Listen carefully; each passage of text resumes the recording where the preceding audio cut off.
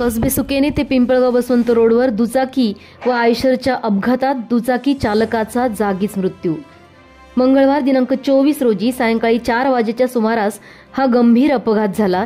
याबाबत अधिक माहिती अशी की पिंपळगाव बसवंतकडून येणारा आयशर टेम्पो व डिस्कवर मोटरसायकल ही पिंपळगावकडे जात असताना त्यांच्यात भीषण अपघात झाला।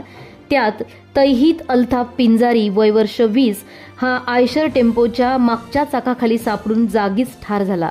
मयत दुचाकीस्वार व आयशर चालक दोन्ही कसबे सुकेनेतील रहिवासी असून घटनास्थळी काही काळ तणावाचे वातावरण निर्माण झाले होते। ओझर पोलीस ठाण्याचे पोलीस निरीक्षक धनवडे व इतर पोलीस कर्मचारी यांनी घटनास्थळी दाखल होत परिस्थिती आटोक्यात आणली। याबाबत ओझर पोलीस ठाण्यात अपघाताची नोंद करण्यात आली आहे।